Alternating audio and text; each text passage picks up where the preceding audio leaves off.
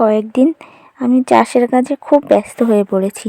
কিছু করার নেই, কি করব বলো? বাড়িতে যদি কেউ না থাকে সেই অভাবটা তো থেকেই থাকে না? তো সেই চাপটা আমার আর মায়ের উপর এসে পড়েছে। সমস্ত মানে চাষবাসগুলো আমরা দুজনে মিলেই সামলাচ্ছি, কিছু করার নেই, এটাই হচ্ছে কথা। আর আমার মনটা একটু খারাপ, কারণ দেখো সূর্যটা মানে জ্বলছে কি জ্বলছে না। তো তেমন রোদের খুব খারাপ অবস্থা। আর এদিকে কাঁচা সর্ষে আছে, সেই সর্ষেগুলো মেলে দিয়েছি, বার করা হয়েছে। তো তোমরা দেখতে পাচ্ছ ওই যে সাইডে ঘরের মধ্যেই রাখা হয়েছে।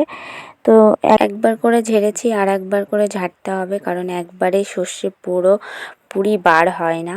তো ওর জন্য ওই ঘরটাতে রেখে দিয়েছি। আর যেহেতু বৃষ্টি আসার কথা আছে, মেঘের অবস্থাটা মানে ভালো না, যেহেতু ওর জন্য ওইখানটায় রেখে দিয়েছি ঘরের মধ্যে। আর এইগুলো ভাবছি যেটুকু রোদ কিন্তু তেমন তাপও নেই, মানে হালকা একটু উঠেছে, ঘোলা ঘোলা। তো তোমাদের তো দেখালাম, দেখেই হয়তো বুঝতে পেরেছো।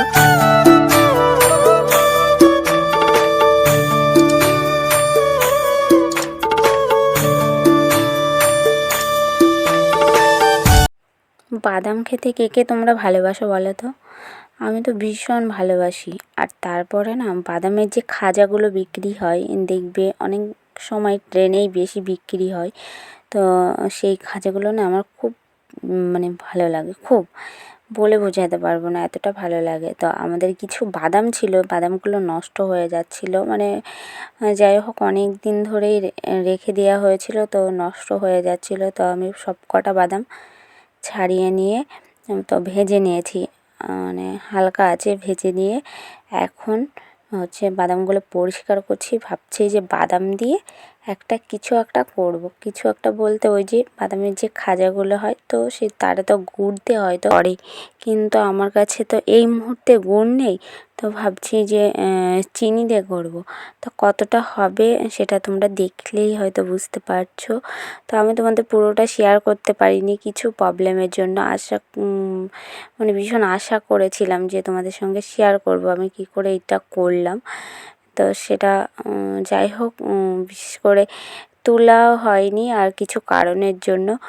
তো সেটা তোমাদের সঙ্গে শেয়ার করতে পারলাম না। তো যাই হোক, সেটা বাদ দিলাম, অন্য কোনো দিন কখনো দেখিয়ে দেবো তোমাদের। আর এখন আমি সেইগুলোই পরিষ্কার করতে বসেছি। আর একটু রোদে একটু আগের থেকে দেখো, একটু রোদটা কিন্তু ভালোই বেড়েছে, কিন্তু তেমন কিন্তু তাপ নেই। একটু হয়েছিল মাঝে, তারপরে কিন্তু আবার সেই মানে ডুবে যাচ্ছে সূর্যটা মেঘে, এরকমই হচ্ছে। তো আমার এগুলো কথা বলতে বলতে দেখো অনেকটাই পরিষ্কার হয়ে গেছে। তো যাই হোক, আমি তোমাদেরকে দেখাই আমি কি করেছি। আর এই দেখো আমি কি করেছি দেখেছো? বাদামের যে খাজা বলে ওটা করেছি। তো একটুখানি আমার না ভুল হয়ে গেছে কিসে, যে যখন আমি নামাবো তখন না আমি কিছু পাচ্ছিলাম না হাতের কাছে। তো নামাতে থালায় তো শক্ত হয়ে গেছে। তো আমি ওখানে ফেলেছি, মানে একটা জায়গায় রয়ে গেছে, কিন্তু চারিদিকে সেটা ছড়ায়নি বা সমান হয়নি, এই একটু অসুবিধা হয়েছে, নয়তো আর সব কিছুতে পারফেক্ট। তোমরা শুনে নাও কতটা শক্ত হয়েছে।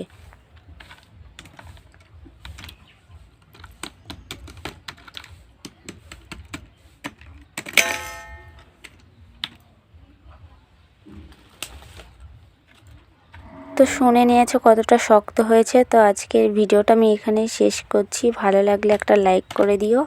তো পাশে থেকো সবাই।